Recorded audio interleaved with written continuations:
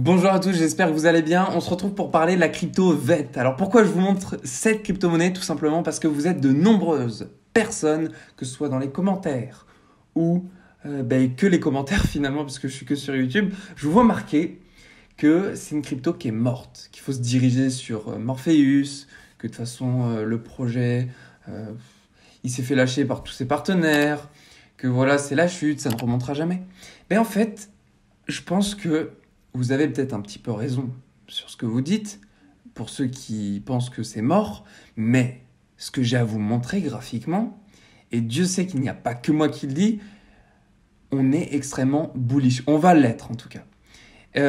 Cette vidéo-là, elle résume en partie ce que j'ai pu voir sur Twitter, ce que j'ai pu analyser des youtubeurs américains, de ce que j'ai pu analyser de d'autres youtubeurs aussi.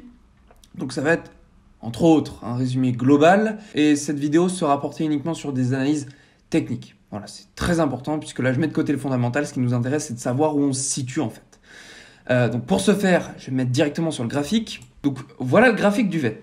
Alors je vais juste enlever les indicateurs parce que sinon on va pas s'y retrouver. Voilà. Donc là vous le voyez, on n'est pas en mode logarithmique. Alors déjà, je m'exprime. Pourquoi j'ai désactivé le mode logarithmique? Parce que vous le savez, souvent quand je fais les analyses sur la chaîne, on a tendance à analyser les choses de cette manière. Et bien tout simplement parce que je me suis rendu compte d'une chose, et c'est notamment depuis la cassure de l'énorme support qu'on avait, qu'en fait, si je fais le canal comme j'avais pu toujours vous le montrer depuis le début de cette chaîne YouTube, on va tracer un canal long terme, voilà à peu près comme ceci, et vous voyez que ça l'a complètement cassé.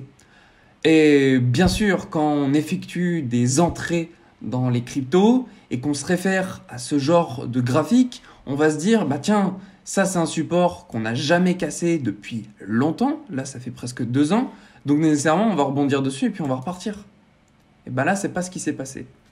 Et c'est tout à fait normal parce que, et c'est après quelques recherches que j'ai pu voir ça, en fait, analyser en mode logarithmique, c'est une petite bêtise que beaucoup de personnes font, et notamment dans le domaine des cryptos, qu'en fait, un graphique ne peut être linéaire.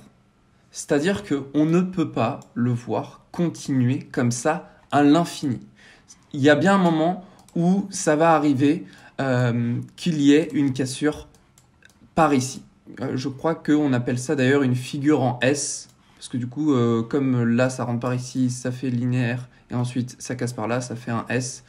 Enfin bref, je voulais vous partager ça, et c'est la raison pour laquelle maintenant, on enlève ce mode logarithmique, et on va analyser ça plutôt de manière traditionnelle, et par cette même occasion, on va analyser des targets très intéressantes. Et donc, pour ce faire, je vais utiliser l'outil du retracement de Fibonacci.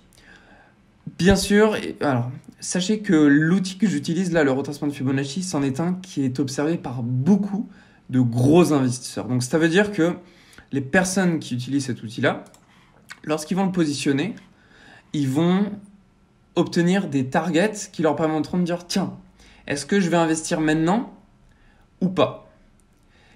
Bien sûr, c'est en plus des connaissances fondamentales qu'ils ont, mais ça leur permet d'avoir une indication sur la tendance du marché. Donc pour ce faire, nous, on va le positionner ici au plus bas qu'on peut trouver sur le graphique, juste là. Et puis, on va mettre le point le plus haut qu'on a de cette mèche-ci vers le 20 avril 2021.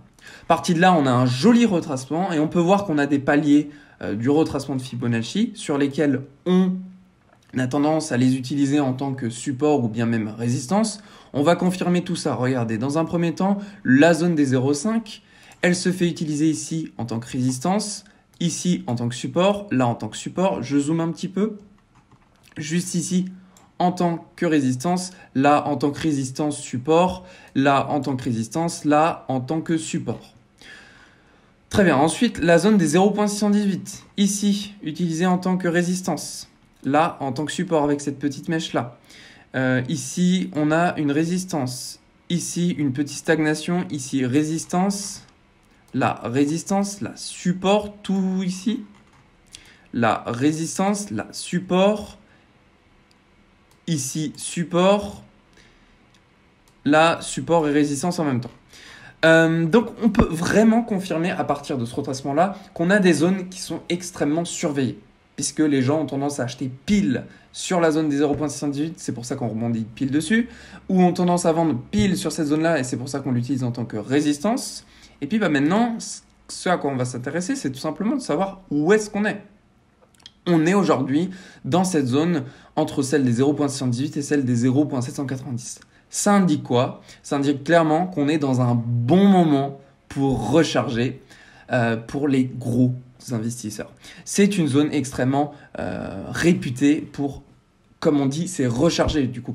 Alors, c'est-à-dire que ce sont des gens qui ont déjà investi dedans et qui vont rajouter une allocation à l'intérieur, ou alors ce sont tout simplement des personnes qui n'ont pas encore acheté cette crypto-là et qui, de par les fondamentaux, se disent tiens, ce serait intéressant que j'investisse, et graphiquement, on a une bonne opportunité, on est dans cette zone des 0.78 à 0.786. Donc là, ça c'est pas moi qui l'invente, c'est une zone extrêmement surveillée par beaucoup de personnes, notamment les gros investisseurs qui vont bien en profiter une fois qu'on atterrit dans cette zone-là. Je peux vous montrer une autre crypto-monnaie au pif. Par exemple, le Sushi USD, voilà, je vous ai pris ça comme ça. Parti du point le plus bas au point le plus haut avec le retracement de Fibonacci, on peut analyser qu'on est également ici dans une zone de rechargement. Donc il y a d'autres cryptos qui sont plutôt bullish et qui sont plutôt dans les alentours ici entre 0,236 et 0,382. Donc là, on n'aura peut-être pas tendance à repartir ici. Mais ce qui est intéressant, c'est pour les cryptos justement qui sont dans cette zone de rechargement, comme celle de VET, de la paire VET-USD, ça indique clairement qu'au moment où le Bitcoin va commencer à remonter, ou bien qu'il va peut-être stagner, tout simplement on va voir la crypto VeChain repartir violemment à la hausse, puisqu'il y aura là de gros investisseurs qui vont y mettre leurs cailloux, qui vont y mettre leurs billes. Donc ça nous laisse, nous, une opportunité en tant que particulier de profiter également, comme eux, d'acheter à ce moment-là. Et pour les particuliers qui ne savent peut-être pas gérer leurs émotions, qui ne savent pas trop comment investir ou qui ne voient pas les opportunités, c'est à ce moment-là que eux vont vendre parce qu'ils vont croire que ça va partir encore plus bas. Alors effectivement, ça peut partir encore un peu plus bas, mais de toute manière, si vous achetez à partir d'aujourd'hui, vous êtes quand même dans une superbe opportunité. Et puis à partir d'aujourd'hui, on est à 0,85 jusqu'à ne serait-ce qu'atteindre l'ancien ATH, ça vous ferait un 230%.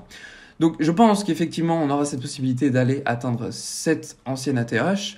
Maintenant, oui, il y a des concurrents de la crypto-monnaie VET, mais ça restera quand même une crypto qui aura un joli potentiel pour le bull run 2022. Maintenant, et la dernière chose que je souhaite vous montrer, en fait, il y a deux choses. C'est au niveau du RSI, vous le voyez, là je suis en daily, on est rentré dans cette zone de survente, ce qui indique clairement que c'est un super moment pour acheter. En tout cas, dans le domaine des cryptos, c'est ce que j'ai remarqué à chaque fois qu'on rentrait dans cette zone-là, on avait une superbe opportunité en daily, je tiens à préciser. Donc, à ce niveau-là, vous le voyez qu'à chaque fois qu'on y est rentré, de toute manière, on a toujours été rechercher des points extrêmement ascendants. Encore une fois ici, bon là c'est un petit peu trop petit pour analyser, mais c'est pour vous dire qu'on est vraiment là sur une zone extrêmement intéressante. Donc si vous investissez à partir d'aujourd'hui, bien évidemment je ne vous incite en aucun cas à le faire, mais si vous le faites, vous pouvez vous dire que voilà, j'ai cette possibilité peut-être. Alors je vais juste supprimer le drawing, les dessins. Juste ici, peut-être de vous dire, tiens, je peux redescendre jusqu'à la zone des 0.786 qui se trouvait, je crois, autour des 0,06 $ par là. Il y a cette possibilité-là, si vous investissez à partir d'aujourd'hui, mais il y a aussi cette possibilité que l'on puisse remonter tout de suite. Donc, voilà, c'est de toute façon cette vidéo-là plus orientée pour des personnes qui investissent moyen terme, long terme. Donc les effets de levier peut-être à bannir pour ce genre de choses. Il faudra un petit peu plus zoomer en tout cas. Bon, à la limite, pourquoi pas utiliser un effet de levier x2, x3 max, grand max. Mais ouais, je pense que là, il y a quand même moyen de tirer de gros profits. En tout cas, si le Bitcoin commence tout doucement à casser la barre des 50 000 $. Et puis la dernière chose que j'avais à vous montrer, juste avant de partir et de vous laisser, c'est le graphique VET-ETH qui nous montre très clairement une zone qui nous permettra d'être super bullish pour la crypto VET, puisque en fait, à chaque fois qu'on a atteint ici cette zone qui correspond au 0,402 $, eh ben, on est tout de suite reparti, mais super rapidement à la hausse. Et là, vous voyez, on a été chercher cette zone blanche. Et en plus d'aller chercher cette zone blanche, vous voyez que au niveau du RSI, on est toujours en daily. On a atteint une zone de surachat quasiment jamais atteinte. La dernière fois qu'on avait atteint cette zone-là, c'est-à-dire la zone des 17 ou 16,5, on était ici, novembre 2018. Donc ça fait super longtemps qu'on n'avait pas atteint cette zone-là. Donc franchement, par rapport à ça, plus que je vous ai montré sur la paire VET-USDT, il y a de fortes chances qu'on parte très très violemment à la hausse pour la crypto-monnaie VET. J'espère avoir pu vous donner quelques informations très intéressantes et très pertinentes pour la crypto VeChain. Je vous souhaite à tous une très belle journée. Mettez-moi, juste avant de partir, vos analyses dans les commentaires puisque vous avez des façons de voir les choses peut-être différentes de les miennes. Donc moi ça m'intéresse et je les lirai.